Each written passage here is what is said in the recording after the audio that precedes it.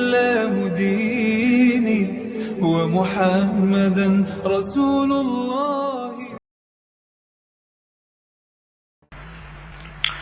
Para muhibbin rahimakumullah, yang ke-112 daripada surah-surah Al-Quran, Suratul Ikhlas, Makiyatun wa ayatuha arba'un.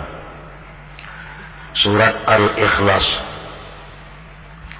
diturunkan di Mekah dan ayat-ayat surah ini berjumlah 4 ayat.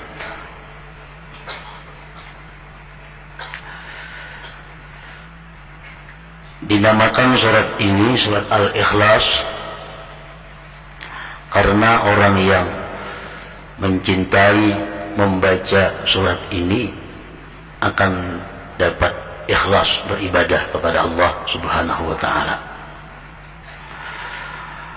Dan lagi bukan hanya Al-Ikhlas nama surah ini, para ulama mengatakan bahwa surat ini sampai mempunyai 20 nama.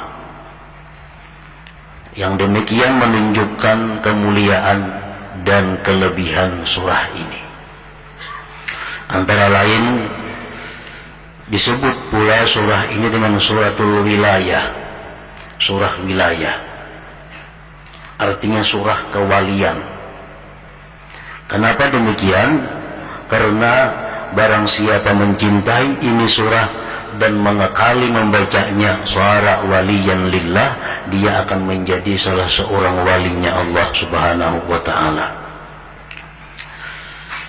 Disebut pula surat ini suratul ma'rifah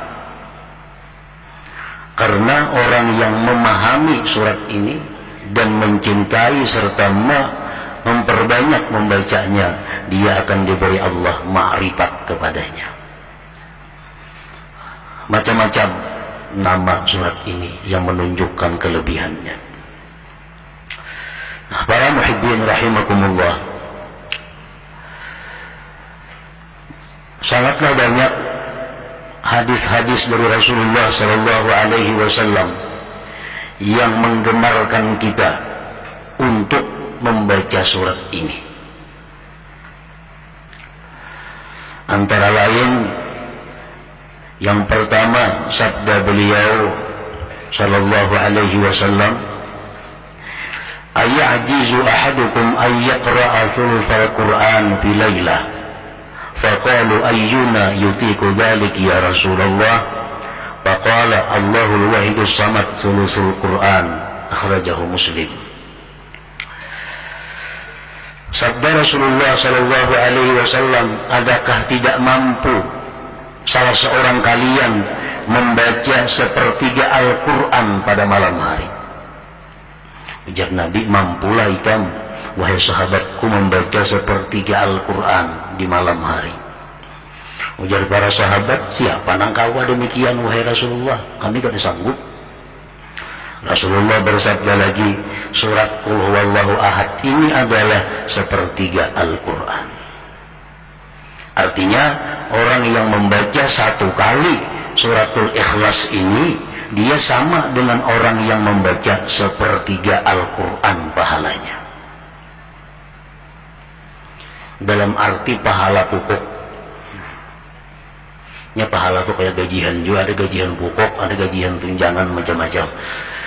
Nah, jadi pahala pokok sama, cuma pahala bonusnya kadada. Kan setiap huruf Al-Quran 10 kebajikan, 2 huruf 20. Nah, kalau kita membaca sepertiga Al-Quran, berapa huruf? Itu bonusnya. Kalau pahala pokok, kita baca surat Al-Ikhlas sama dengan pahala sepertiga Al-Quran.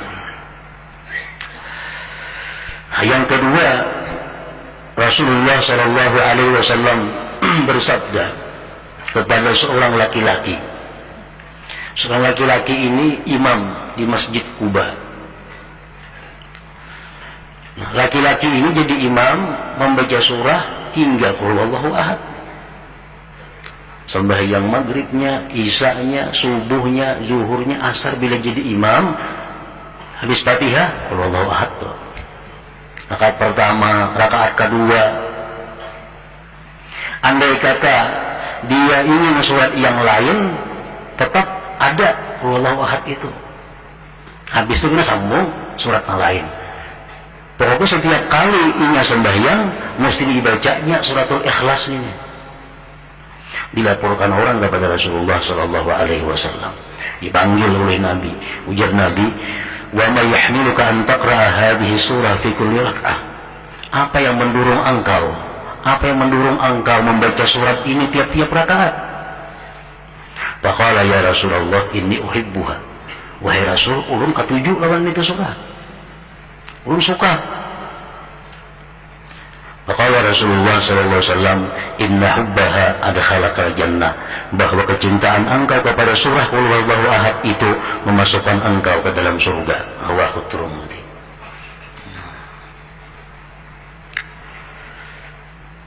Dalam kitab tafsir Al-Qurtubi disebutkan ini satu dalil bahwa membaca qul huwallahu ahad itu pada tiap-tiap rakaat dibolehkan.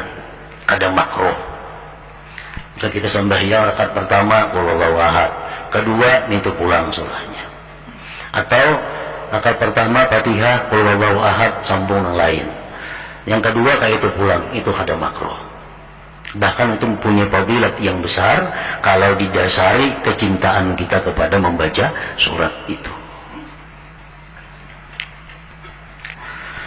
Yang ketiga, Rasulullah sallallahu alaihi wasallam bersabda, "Man qara'a qul huwallahu ahad fi maradihi alladhi yamutu fihi lam yuftan fi qabrihi wa amina min dagtatil qabr wa hamalathu al-malaikatu bi akuffiha hatta tujizahu min as-sirat ila al-jannah." Rawahu Abu Nuaim. Siapa, ujar Nabi kita, yang membaca qul huwallahu ahad pada waktu dia sakit garing, yang mana dia mati pada garing itu. Ini garingnya. Bacanya qul huwallahu ahad sekali. Garing aja berbulan-bulan mati akhirnya. Dia tidak akan difitnah di dalam kubur. Artinya bisa menjawab munkar nakir. Aman daripada himpitan kubur. Aman daripada himpitan kubur. Dan malaikat akan membawa dia melalui sirat sampai masuk ke dalam surga. Nah, ini keutamaan surat Ikhlas ini. Jadi bila kita garing, baca qul huwallahu ahad sekali. Andai kata kita kada sigar-sigar, mati akhirnya, mati dalam keberuntungan. Nah, kita ingatkan kita kah, siapakah kawan kita, keluarga kita yang sakit, suruh membaca suratul Ikhlas sekali. Andai katanya sigar, batal sudah. Karena menggaring, baca bahasa pulang. Nah, garing nanginya mati pada garing itu. Bimaradihil ladzi yamut.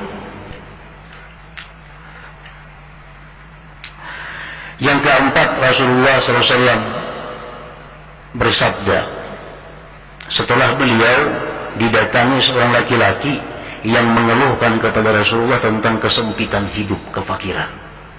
Ulun ya Rasulullah, hidup ini fakir, rezeki sempit. Apa Rasulullah menjawab? Ujar Nabi, "Idza dakhalta baitak fasallim in kana fihi ahad wa in lam yakun fihi ahad fasallim ala nafsik wa qra qul huwallahu ahad marratan wahidah." Bila engkau masuk rumah, ujar Nabi, di rumah itu ada orang, baca assalamualaikum sekali, assalamualaikum, sambung lawan qul huwallahu ahad. Kalau di rumah itu kalau ada orangnya, kita masuk rumah kita, assalamualaikum wa ala ibadillahi sholihin, sambung qul huwallahu ahad sekali. Nah, baca itu ya Nabi lawan laki-laki tadi. Bapak ala rajul, maka si rajul dari laki-laki tadi mengamalkan petunjuk Nabi tadi. Masuk ke rumah, bila ada orangnya assalamualaikum, bacanya suratul Ikhlas. Bila ada orang, assalamualaikum warahmatullahi wabarakatuh, bacanya suratul Ikhlas sekali. Fa'adzarallahu alaihi rizqa hatta afada ala jirani. Allah melimpahkan rezeki kepada laki-laki tadi sampai dia bisa memberi kepada tetangga-tetangganya. Jadi suratul Ikhlas mempunyai manfaat, faidah baik dunia maupun akhirat.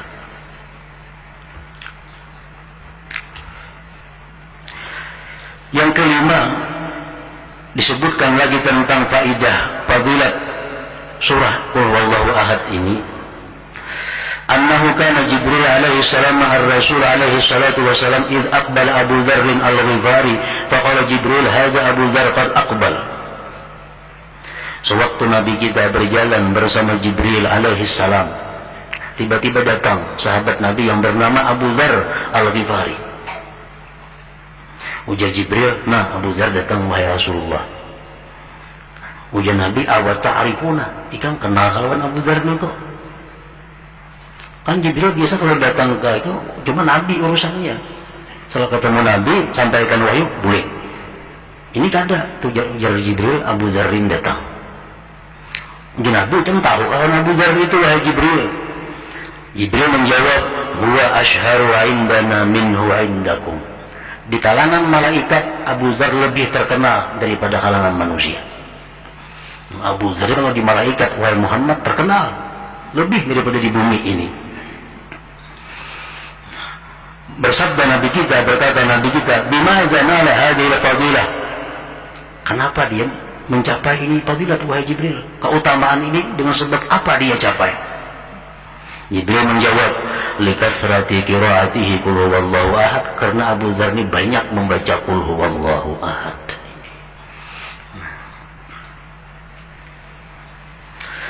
Yang keenam, fadilat daripada suratul Ikhlas. Anas bin Malik meriwayatkan, kunna fi Tabuk, kami berada di Tabuk. Tabuk itu perjalanan 12 hari dari Madinah. Dihitung kilometer itu kurang lebih 560 kilometer dari Madinah. Rasulullah dan sahabat berperang di sana, perang Tabuk. فطلعت الشمس ما لها شعاع وضياء وما رأيناها على تلك الحالة قط قبل ذلك فعجب كلنا. Suatu hari matahari terbit, tidak ada cahaya. Matahari itu terbit cuma kalas. Nah, kada kayak biasanya, kada pernah macam itu terbitnya matahari. Kami pun aneh, kenapa matahari jadi demikian? Fanazala Jibril wa qala inna Allah amara an yunazzala minal malaikat 70,000 malak fayusallu ala Muawiyah bin Muawiyah al-Laythi. Jibril turun mengatakan kepada Rasulullah SAW bahwa Allah memerintahkan 70,000 malaikat turun untuk menyembahyangkan jenazah Muawiyah bin Muawiyah al-Laythi, sahabat Rasulullah yang tinggal di Madinah. Muawiyah bin Muawiyah ini wafat di Madinah, malaikat diperintahkan 70,000 untuk ikut menyembahyangkannya. Nabi kita berkata kepada Jibril, bima balagha ma balag, dengan apa dia mencapai derajat itu wahai Jibril? Jibril menjawab, kana yuhibbu surat al-Ikhlas, karena Muawiyah itu suka dengan surah Qul Huwallahu Ahad. Jadi mencintai surah Qul Huwallahu Ahad, suka membaca surat Qul Huwallahu Ahad. Ini akan menyelamatkan kita dunia dan akhirat, dan membahagiakan dunia akhirat.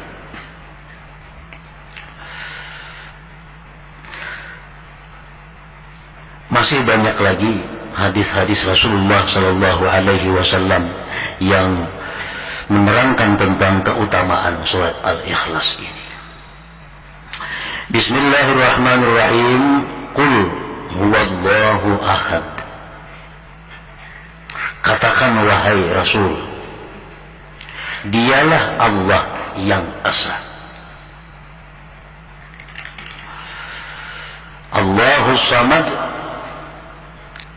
Allah tempat bergantungnya seluruh makhluk. Lam yalid wa lam yulad, Allah tidak melahirkan dan tidak dilahirkan. Walam yakul lahu kufuwan ahad, dan tidak ada bagi Allah itu seorang pun yang menandinginya. Nah, ayat ini atau surah ini turun di Mekah. Sebagian ahli tafsir menerangkan bahwa sebab turun ayat atau surat ini adalah pertanyaan orang musyrikin Orang-orang musyrik di Mekah menyuruh Amir bin Tufail menghadap Rasulullah sallallahu alaihi wasallam. Amir bin Tufail datang kepada Rasulullah. Ujar Amir, "Ya Muhammad, sababta alihatana." Kamu wahai Muhammad sudah mencaci maki Tuhan kami, berhala-berhala. Wa khalaqta dina abaik, dan engkau wahai Muhammad sudah menyalahi agama nenek moyang engkau. Fa in kunta faqiran aghnaina, jika engkau wahai Muhammad kekurangan duit, kami bantu engkau. Mun ikam ni fakir, alu ikam macam ini, kami kayakan engkau. Wa in kunta majnunan dawaina, jika engkau gila hai Muhammad, kami obati engkau. Wa in hawaita mar'atan zawwajnakaha, jika engkau mengingini perempuan, kami kawinkan dia kepada engkau. Faqala alaihi salatu wassalam, ujar Nabi kita, lastu bifakir wala majnun wala hawaitu mar'ah. Aku kada fakir, ujar Nabi. Aku kada gila dan aku kada menghendaki seorang perempuan. Ana Rasulullah ad'ukum min ibadatil asnam ila ibadati. Aku ini utusan Allah mengajak kalian menyembahnya, meninggalkan menyembah berhala-berhala itu. Bulik si Amir bin Tufail tadi. Dalam kesempatan yang kedua datang pulang kepada Rasulullah. Ujar si Amir tadi bin Tufail, bayyin lana jinsa ma'budik am min dhahab aw fiddah. Wahai Muhammad, terangkan kepada kami Tuhan engkau tuh emas kah perak kah Tuhan engkau itu? Emas atau perak?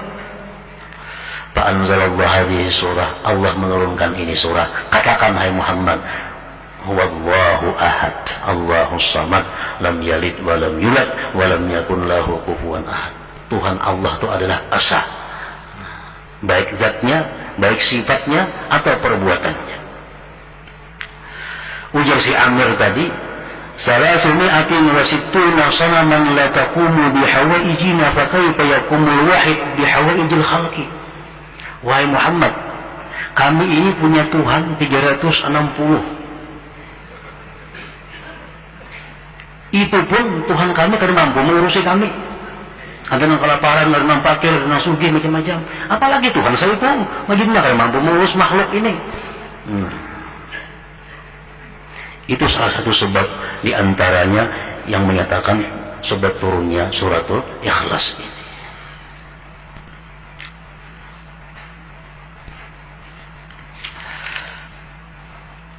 Qul, katakan wahai Rasul, huwallahu ahad, Allah itu adalah esa,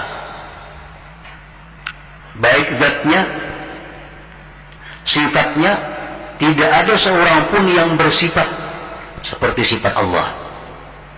Baik perbuatannya, tidak ada perbuatan selain daripada perbuatan Allah subhanahu wa ta'ala. Allah itu esa, Allah itu satu, zatnya satu, sifatnya satu, dan perbuatannya satu. Arti sifatnya satu apa? Kada ada orang bersifat macam sifat Allah, kada ada perbuatan selain perbuatan Allah subhanahu wa ta'ala. Qul huwallahu ahad, Allahus samad, Allah itu as-samad. Arti as-samad apa? Tempat diarahkan segala permintaan. Kita minta apapun, minta kepada Allah subhanahu wa ta'ala. Idza sa'alta fas'alillah. Ujar Nabi kita, bila engkau minta, mintalah kepada Allah, karena Allah itu as-samad, tempat ditujukan segala permintaan-permintaan. Lam yalid wa lam yulad, Allah tidak melahirkan dan tidak dilahirkan. Ini menolak perkataan-perkataan orang yang ingkar kepada Allah. Orang musyrik mengatakan al-malaikat banatullah, malaikat itu merupakan putri-putri Allah. Orang Yahudi mengatakan Uzair itu anak Allah. Orang Nasrani mengatakan bahwa Isa itu adalah ibnullah, anak Allah. Ditolak dengan perkataan, dengan firman lam yalid, Allah itu tidak melahirkan, walam yulad, dan tidak dilahirkan. Walam yakun lahu kufuwan ahad, dan tidak ada bagi Allah itu yang menandingi seorang jua pun.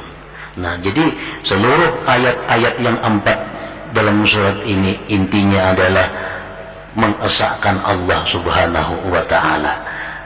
Siapa-siapa yang mencintai ini surah berarti dia mencintai Allah Subhanahu wa ta'ala. Makanya mempunyai fadilat dan faidah yang sangat besar kepada orang yang mencintainya. Tulis Qul huwallahu ahad baik-baik. Karena cinta dengan Qul huwallahu ahad itu akan mendatangkan pahala yang besar. Tidak ditawing kaligrafi Qul huwallahu ahad, karena kecintaan kita kepada surah ini itu pun mendatangkan faidah yang besar. Nah, jadi berapa kali kita membaca sehari sebaiknya suratul Ikhlas ini tergantung kecintaan kita kepadanya.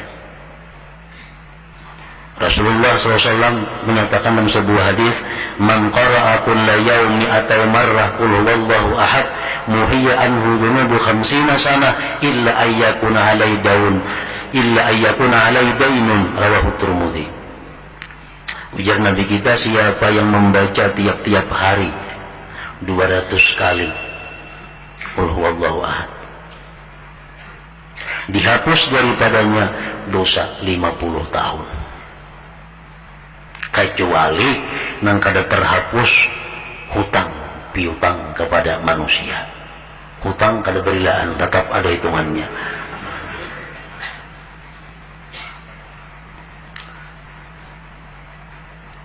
Jadi kalau 200 saja sehari membaca Qul huwallahu ahad, mati membawa hutang, kada mampu menutupi.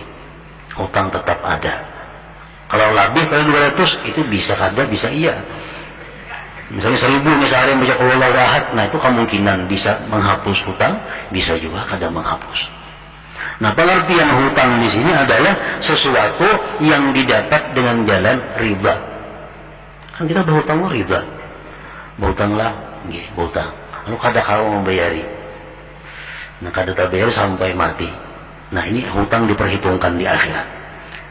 Nah, hutang sesuatu yang didapat dengan jalan riba ini kada bisa dibayar dengan Qul huwallahu ahad ini, apalagi sesuatu harta orang yang didapat dengan jalan yang tidak diribai.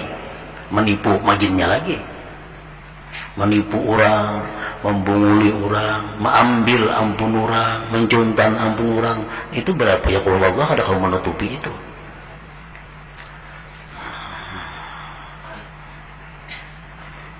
Jadi hutang-hutang yang dibawa oleh kita mati itu nanti akan diperhitungkan oleh Allah Subhanahu wa ta'ala dan akan dibayar dengan amal perbuatan kita. Berapa bayarannya hanya Allah Subhanahu wa ta'ala yang tahu. Yang jelas kalau Qul huwallahu 200 sehari kali cukup membayari.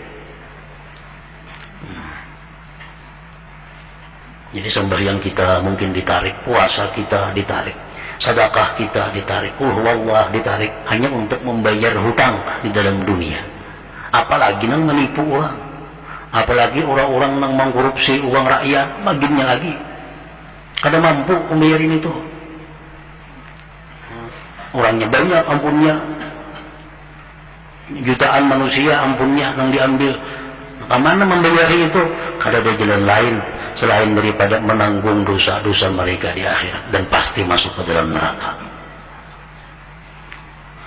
Jadi kada usah kita berpikir seapa-apa ibadatnya orang. Dalam sebuah hadis disebutkan bahwa orang yang hidup bersama Rasulullah, yang berperang bersama Rasulullah, mati, Nabi masuk neraka matinya. Kenapa? Karena hanya mengambil harta negara sebuting selimut kada bepadah, yang namanya adalah kir-kira. Ini orang bersama Rasulullah hidupnya, membantu Rasulullah, mati dibunuh fisabilillah lagi. Masing-masing orang mengucapkan untung dia mati fisabilillah, Nabi tidak, dia masuk neraka. Kenapa? Diteliti, sekalinya dalam awaknya, dalam pakaiannya ada menyimpan sebuting selimut yang diambilnya daripada harta pampasan perang. Pampasan perang adalah harta rakyat, harta negara yang mestinya dibagi. Sebuting selimut berapa ada harganya? Nama ambilnya pulang orang yang berjuang lawan Rasulullah, ya itu mati ke neraka. Apa dengan diambil 1 juta, hidup jauh kan Rasulullah, sembahyang barang kambingan sudah, maginya lagi.